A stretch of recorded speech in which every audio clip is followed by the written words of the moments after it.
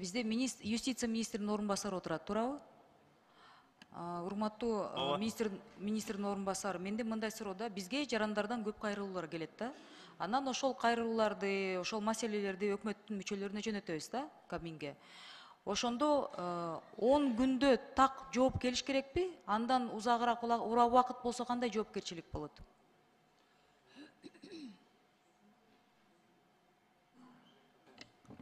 Жооп берип коюңуз. Урматтуу Элвира Жыргалбековна, бул болсо Жогорку Кеңештин регламентине ылайык мөөнөттө ошол көрсө кайрылган субъект жооп бериш керек. Сиз мага так жооп бербейсиздерби? Канча, кайсы срок бар, канча убакытта жооп бериш керек? Мен ошого таянайын. Негизи жарандардын кайрылуулары боюнча мыйзам бар, атайын жарандардын кайрылуусу боюнча. Ал мыйзамдын алкагында 14 күн ичинде жооп бериш керек жарандарга. 14 күн. Эгер мага жаран кайрылып атса, ошону мен жарандын маселесин өкмөткө жөнөтсөм, 14 күндө мага жооп келиш керек, Ооба.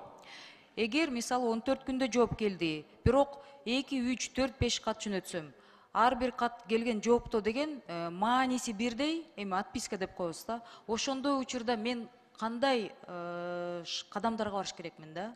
Сиздин оюңузча. Маселе боюнча жөн эле бир отпискалар жөнөтүп койсок, тигинтип атабыз, мынтип атабыз деп маселе чечилбей жатса, биз кандай кадамдарга барыш керекпиз, Жогорку Кеңештин депутаттары? Мен ойлойм 90% бияктагы депутаттарга өкмөттөн ошондой жооптор келет. Эмне кылыш керекпиз? Ошол жарандардын кайрылуулары боюнча мыйзамдын негизинде, если жанагыл маалыматтын ээлери убагында жооп бере албаса, анда алдын ала силерге маалымат бериш керек. Эгер ушундай жөнөкөй себептерден, урматтуу министрдин орун басары, эгер канааттандыра турган жооп келбесе, эгер маселе чечилбесе, 5 кат жөнөтсөм, 5 катта бир эле маселенин ар кандай жооп менен келип атса, мен эмне кылыш керекмин? Жогорку Кеңештин депутаты катары. Бул Мен маселе юста сиздер билесиздер да, отписка деген эмне? Бул маселе боюнча силер болсо тигил ошол кызматкерлерин же ошол мамлекеттик органдын жана привлечение дисциплинарной ответственности ошол маселени кимге ошол маселе боюнча кимге кайрылыш керекмин? Премьер-министрге, президентке кимге кайрылыш керек? Жетекчисине кайрыласыз же эгер жетекчиси жөнөтүп атса, кимге кайрылыш керекмин? Министр мага ошентип жооп берип атса, мен кимге кайрылыш керекмин? Жогору турган министрлигине же Премьер-министрге. Ооба. Эгер башкы прокуратурадан ошондой жооптор келип атса, отпискалар, кылмыш иштери боюнча, мен кимге кайрылыш керекмин? Президенткеби? Президентке деле кайрылсаңыз болот. Жок, мен сизде так ошол мага системасын түшүндүрүп бергиле деп атам да. Мен ошого таянып, кийинки кадамдарды жасайм деп атам. Элвира Жыргалбековна, ушул жарандардын кайрылууларын кароо боюнча мыйзамдын аткарылышын ошол башкы прокуратура көзөмөлдөйт. Эгер башкы прокуратура өзү отписка кылып атса, мен кимге кайрылыш керекмин деп сурап атпаймынбы? Президенткеби? Ал болсо Элвира Жыргалбековна, ал маанисин көрүш керек. Бүгүнкү күндө азыр мен сунушталып жаткан мыйзам долбоор бул кичине предмети башка. Бул жарандардын мамлекеттик органдарда болгон мен сизге юстиция министринин орун басары катары кайрылып жатам. Мыйзамдарды жакшы билген адам катары кайрылып атам. Мага ошол сиздин эми жообуңузга карата менин да кадамдарым болот деп сурап атпаймынбы?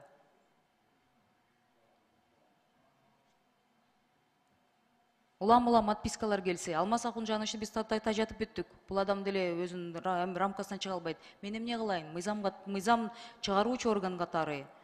Сиз ошол мыйзамдарды түшүнгөн адамдар катары бизге бир кичине акыл насаатыңарды айтып койгулачы. Эмне кылайлы? Отпискалар келип жатса, жооптор жок болсо, кыймыл аракеттер жок болсо, эмне кылайлы? Элдин астына улам айтып атып жаман көрүнүп атабыз. Биздин шайлоочуларыбыз кайрылып атат. Бизге эмне кайра эле органдардын отписканы жөнөтүп атасыңар? Биз аны сиздерден да жакшы билебиз. 10 жылдан бери ошол боюнча айтып келе жатабыз десе, мен эмне кылып жооп берейин? Мен президентке арызданыш керекминби ошондо? Ошол туура болобу? Элвира Жыргалбековна, ар бир учурду менин оюмча, ар бир суроо талапка жараша, ошо жооптун мазмунуна жараша карап көрүш керек да. Ал эмне себептен жооп бере албайт? Балким финансылык чыгымдар кетет ал маселени чечүү үчүн. Ага мүмкүнчүлүк жок болуп атат мамлекетте. Ар кандай ситуациялар болот, ошон үчүн ар бир учурду өзүнчө караш керек. жана тартиптери, мөөнөттөрү жана мен айткан жогоруда мыйзамда белгиленген баары. Анан жоопкерчиликке да тартса болот ошол кызматкерлер дейсиз. Убагында жооп бербесе же так жооп бербесе. Эми биз бирибизди түшүнбөй жатабыз окшойт. Кайрылууларда, органдарда, өкмөт тарабынан отпискалар көп болуп жатат. Эл арасында ошончолук нааразычылыктар ошондо болуп атат да. Формально отпискалар көп болуп атканын мен Элвир Жыргалбеков, маалымат үчүн да укук бузуулар кодексинде дагы чаралар көрүнгөн. В случае невыполнения нормативно-правовых актов привлекается к ответственности в виде штрафа деп.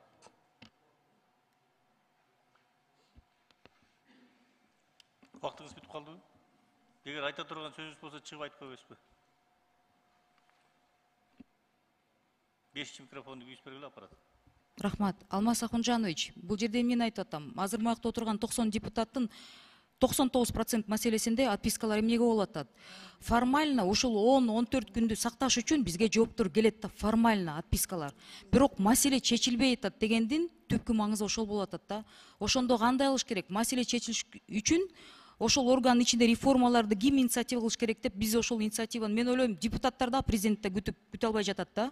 Ошонун аягында көп мындай эл арасында сөздөр көп болуп атат. Реформа болбой атат, жыйынтыктар жооп болуп атат. Бир эле маселелерди кайра бизге депутаттар да отписка алып атасыңар деп эл арасында ошондой сөз болуп атат. Ошону мен урматтуу юстиция министринин орун басарына ошол маселени көтөрүп атам да. Биз дагы арызданыш керекпизби, биз эмне кылыш керекпиз ошондо? Формально 14 күндү сактап атышат. Неформально маселе чечилбей атат. Көп маселелер чечилбей жатат.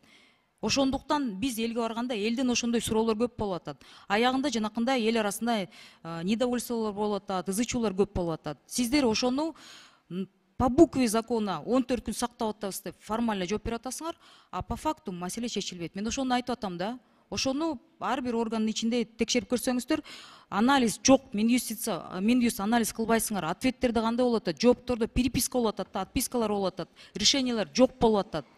Бул аягында жанакындай коом арасында көп сөздөргө алып келип атат. Рахмат. Жооп бербей эле коңуз, эми бул процедурный.